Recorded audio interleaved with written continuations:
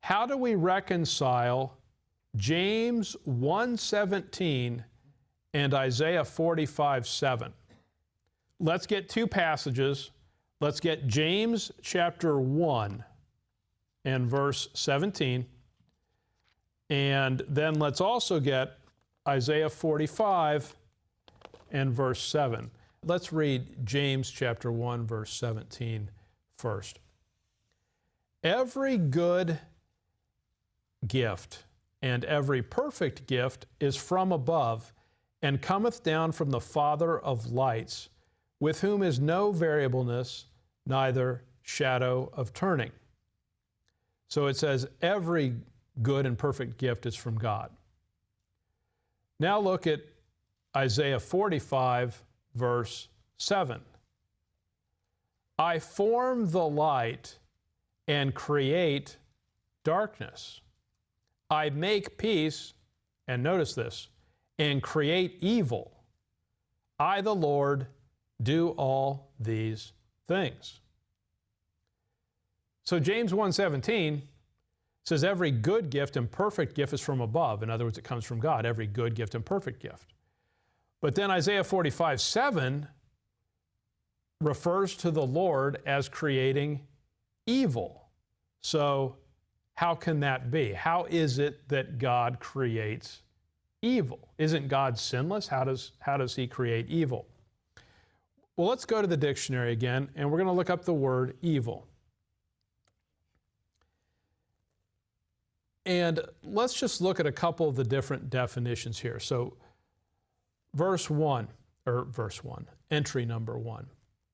Having bad qualities of a natural kind, mischievous, having qualities which tend to injury or to produce mischief.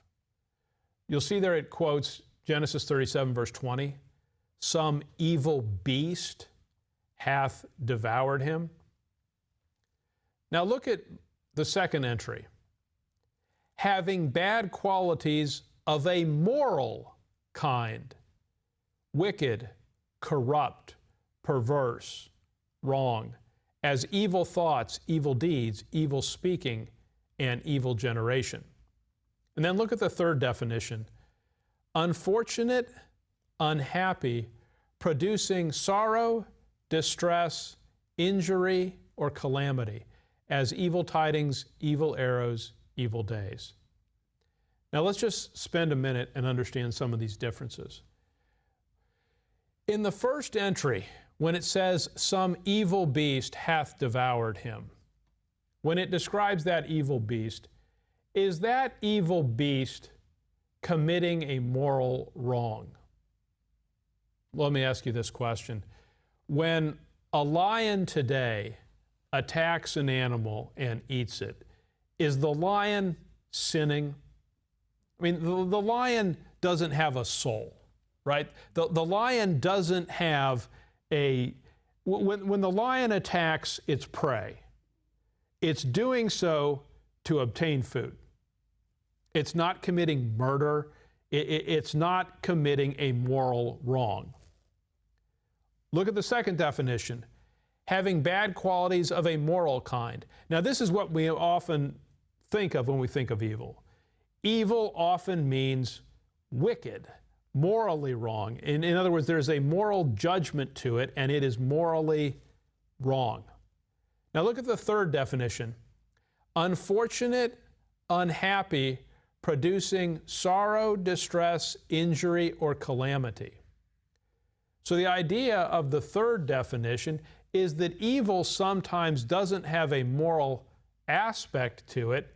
It's just the sense of disaster or calamity. So for example, weather could be described as evil. It's not morally wrong, but it is calamitous. It is destructive.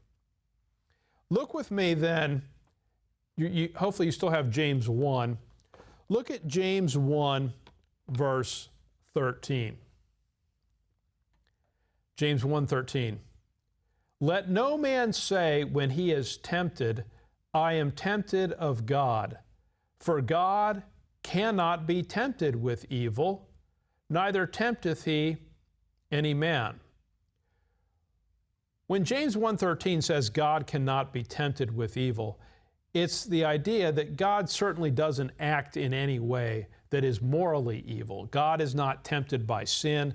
God never sins. He never lies. He never does anything that is morally wrong or that is unrighteous.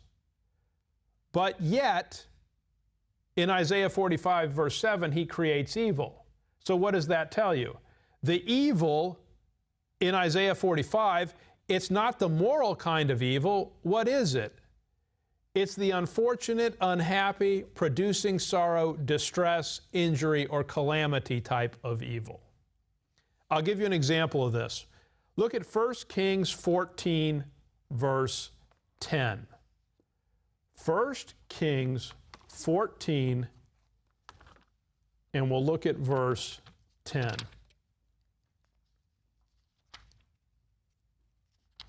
1 Kings 14 and verse 10.